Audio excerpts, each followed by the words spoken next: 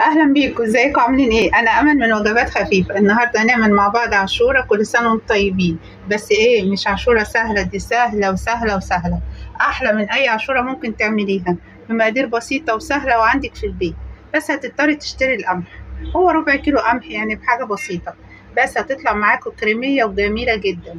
بصوا جمالها، بصوا عامله ازاي، بصوا الكريمي، تحفه تحفه تحفه. بس انتوا امشوا تبع الخطوات، وان شاء الله هتطلع معاكم احلى من دي الف مره. بس قبل ما نبدا وصفتنا النهارده، بدعوكم تعملوا لايك للفيديو واشتراك للقناه، ويا ريت تفعلوا الجرس عشان يوصلكم كل جديد. تعالوا بقى نشوف مع بعض الحاجات الحلوه دي اتعملت ازاي.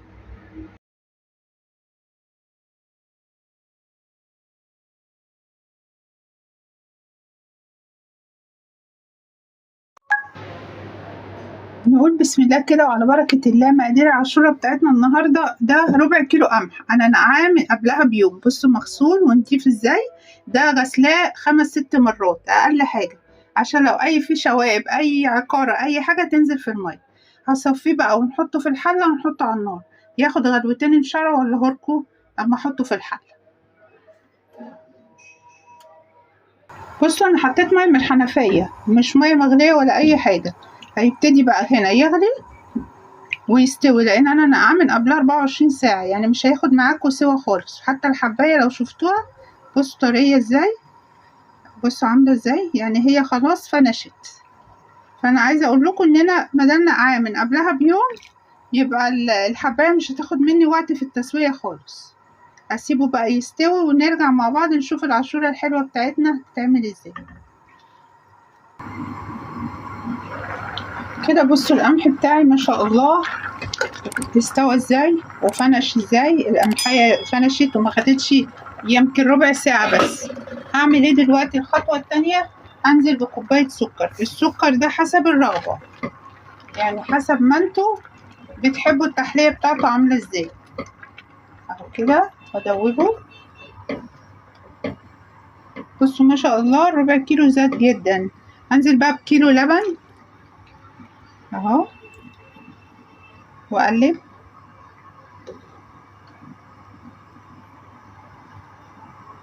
بالشكل ده كده، وادوب السكر، هخلي ايدي فيه علشان السكر يدوب. في الأثناء دي هنزل بالفانيليا بتاعتي، بس استنى بس لما السكر يدوب.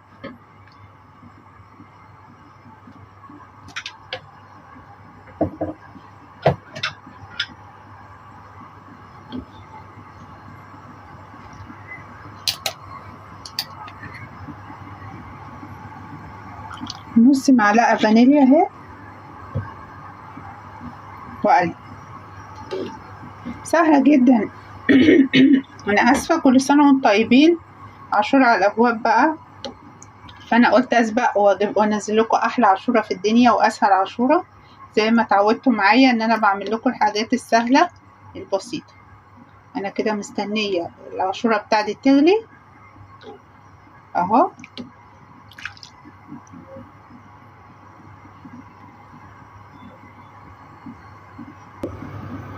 ابتدى يغلي أهو. أنا عندي هنا ربع كوباية أو نص كوباية لبن عشان أدوب فيها النشا بتاعتي اهي، معلقتين نشا كبار. ادوب النشا اهي. اهم حاجة في النجاح الوصفة بتاعتنا ديت، اللبن يكون يعني بخير ومن عند اللباني، ما يكونش لبن علب، لان اللبن العلب مش هيديكي نفس التقل بتاع اللبن بتاع البلدي بتاعنا ده. وبعدين كمان ما تغلوهوش، هاتيه من عنده اشتغلي بيه على طول. كده اهي النشا بتاعتي اهي. هنزل بقى ايدي فيه كده اهو.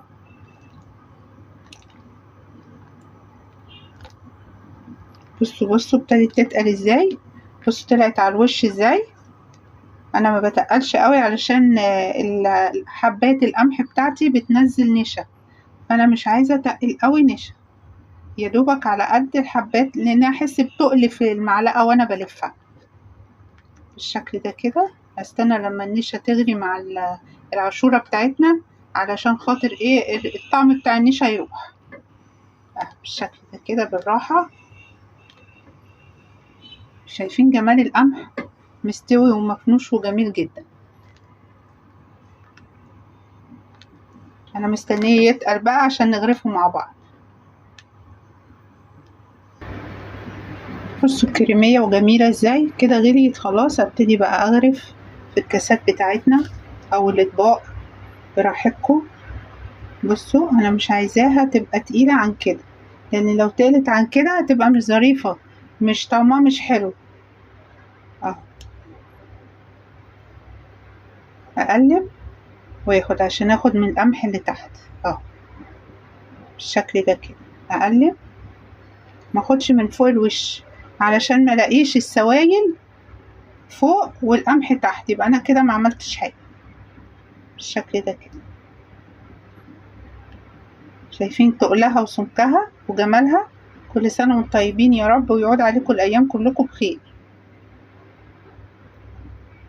هغرف بقى بقيه الكاسات بتاعتي وارجع لكم ان شاء الله. كده العاشوره بتاعتنا اهي ما شاء الله. بصوا جمالها. التزيين ده بقى حسب الرغبه كده، يعني انا مثلا هنا احطها كده اهو. بصوا مسكت نفسها ازاي اهو.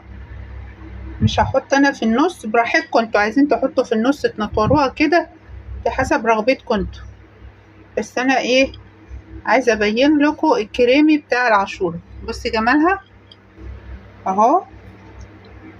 بصوا كده اهو. ويا رب يكون خفيف عليكم الفيديو ده.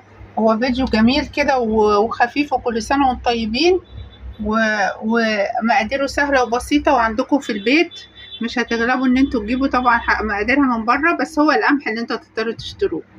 وكل سنه وانتم طيبين المره التانية، واشوفكم على خير ان شاء الله الفيديو الجاي. السلام عليكم.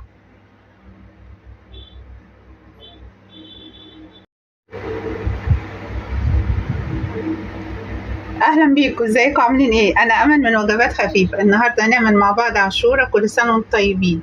بس ايه مش عاشوره سهله، دي سهله وسهله وسهله، احلى من اي عاشوره ممكن تعمليها بمقادير بسيطه وسهله وعندك في البيت.